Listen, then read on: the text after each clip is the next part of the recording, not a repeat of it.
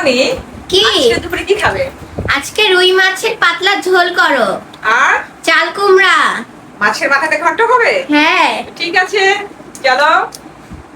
এই যে আমার সুন্দর করে ফ্রেশ রুই মাছের টুকরোগুলো ফ্রিজে ছিল, তো আমি লবণ দিয়ে আবার একটু লবণ দিয়ে ধুয়ে নিয়েছি। কারণ লবণ দিয়ে ধুলে কি হয়, এটা কিন্তু ফ্রিজে যে রাখা হয় সেটা লবণ দিয়ে ধুলে পরে আবার সেই টাটকা মাছের মতো মনে হয়।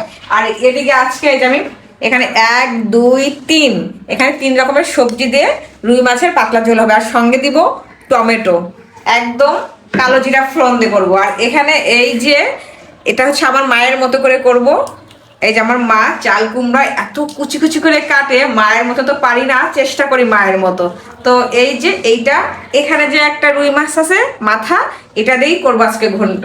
তো এই যে এটা আমি প্রথমে মাছটা নুন হলুদ দিয়ে মাখিয়ে নিব, একটু বেশি করে লবণ দেই আমি। আর এদিকে এই যে হলুদের গুঁড়ো, একটু লঙ্কার গুঁড়ো না দিলেও চলে, এটা ভালো করে মাখিয়ে নিই। এদিকে আমি এটা ইন্ডাকশনটা অন করে দিই। আর এখানে তেল আছে, সকালে ভাজি করেছি তো তেলটা নষ্ট করা যাবে না, তো আমি আর একটু এখানে তেল দিয়ে দিব।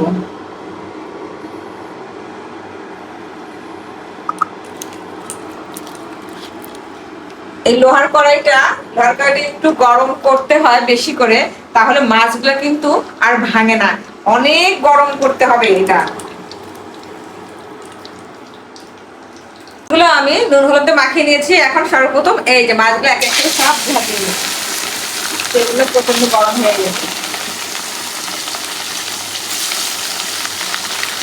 এক এক করে সব মাছগুলো দিয়ে দিই।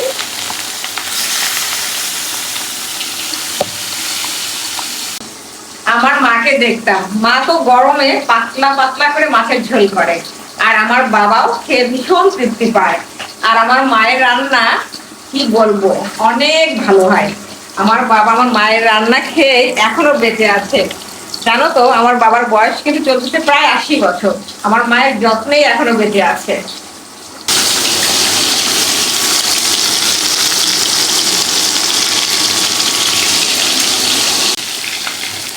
মাছ ভাজাগুলো আমার হয়ে গেছে, একটু মুখমুখে করে মাছ ভাজি করছি।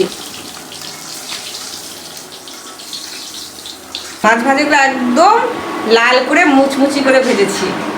এই যে কালো জিরা আমি এই তেলে দিয়ে দিব, টমেটো দিয়ে দিচ্ছি, আর এই যে সবজিগুলো দিয়ে দিব। এটা ভালো করে ভাজতে হবে। লবণ, মরিচের গুঁড়ো, হলুদের গুঁড়ো, আর এই যে জিরা বাটা, আর একটু আদা।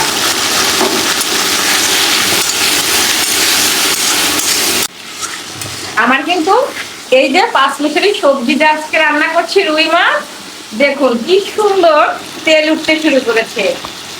এখানে কিন্তু এই যে এখানে 5 মিশালি সবজি দিয়ে যে রান্না করছি রুই মাছ, দেখুন কি সুন্দর তেল উঠতে শুরু করেছে।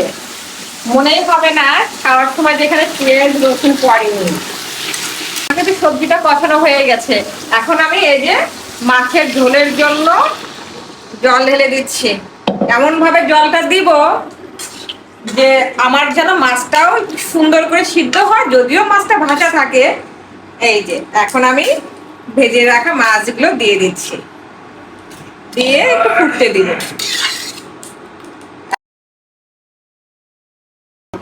এই মাছের ঝোলটা খেতে কিন্তু দুর্দান্ত, এটা কিন্তু রুটির সঙ্গেও ভালো লাগবে, আর গরম গরম ধোয়া ধোয়া ভাতের সঙ্গে হয়তো কথাই নেই। এই যে আমার পাতলা রুই মাছের ঝোল 5 মিশালি সবজি দিয়ে হয়ে গেছে। এই তো আমার রেডি দুপুরের লাঞ্চ।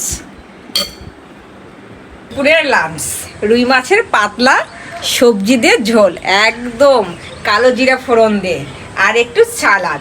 যেহেতু আমার বাচ্চা ওই মাছের মাথাতে ঘন্ট টন্ট কাটাকুটো খেতে পারে না, তো এটাই আমার মেয়েকে এখন খেতে দিব। দুপুরের লাঞ্চটা দারুণ কিন্তু।